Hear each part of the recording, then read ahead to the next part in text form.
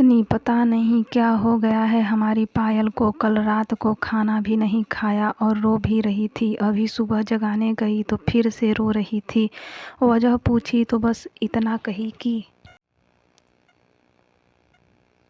Please माँ, मुझे अकेला छोड़ दो। मुझे लगता है कि शायद उसे किसी ने प्यार में धोखा दिया है। डर लगता है कहीं वह खुद को नुकसान न पहुँचाए। पति थोड़ी खामोशी के बाद कहता है,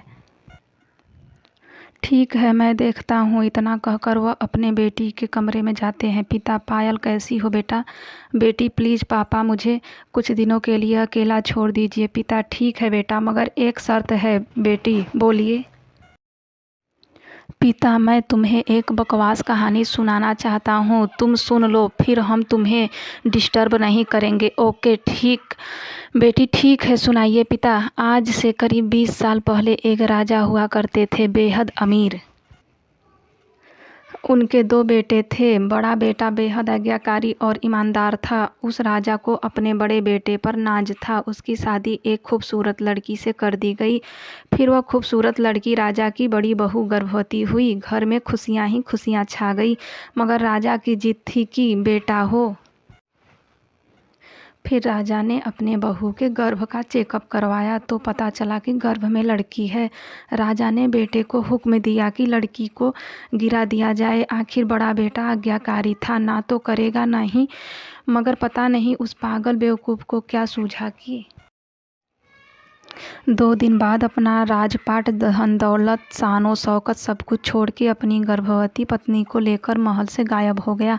सच कहूँ तो वह बड़ा बेवकूफ़ और पागल था। लोग बेटियों को बोझ समझकर गर्भ में नष्ट कर देते हैं, और एक वह बेवकूफ़ पागल एक बेटी के लिए तमाम सुख सुविधाओं को ठोकर मार दिया। वह बाप की बात मानता तो आज उसकी जगह राजा होता। न जाने वह बेटी के लिए पागल बाप न जाने किस हालत में होगा। तभी पायल की माँ वहाँ आकर कहती है कि वह बेटी के लिए पागल शख्स और कोई नहीं, यही तेरे पिताजी हैं जो तुझे अपनी सच्ची कहानी सुना रहे हैं।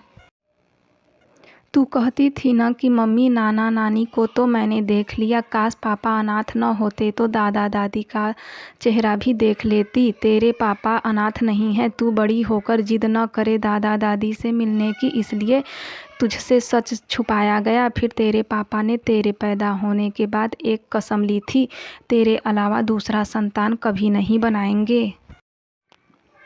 अखबार में इश्तहार देकर तेरे दादा दादी ने बेटी को लेकर ही वापस आने को कहा। मैंने भी जोर दिया वापस जाने को, मगर तुझे गोदी में उठाकर तेरे पापा ने बस इतना ही कहा, जिस घर में मेरी प्रिंसेस की हत्या का फरमान निकाला गया हो, वहाँ एक राजा कैसे सांसें ले सकता है।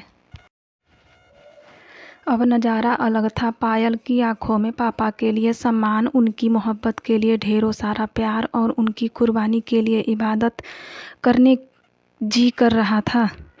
आंसू थमने का नाम नहीं ले रहे थे, मगर सब कुछ अब सिर्फ पापा के लिए था। पापा ने बस आखिरी शब्द इतना ही कहा अपनी बेटी को, मैं नहीं जानता बेटा कि दुनिया तेरे बारे में क्या सोचती है, मगर तू मेरी लिए बेहद अनमोल है। भले मैं आज कहीं का राजा नहीं रहा, मगर तू कल भी, आज भी और सदा ही मेरी प्रिंसेस ही रहेगी। बेटी ने दौड़कर अपने पापा को गले लगाकर रोते हुए कहा, आप असली राजा हो और मैं आपकी प्रिंसेस। सबकी पलकें गीली थी, मगर वह एक नई सुबह की शुरुआत थी जहां प्रिंसेस फिर से अपने सियासत में लौट आई थी। बेटियां माता पिता की जान होती हैं, उनकी आन बान और शान होती हैं।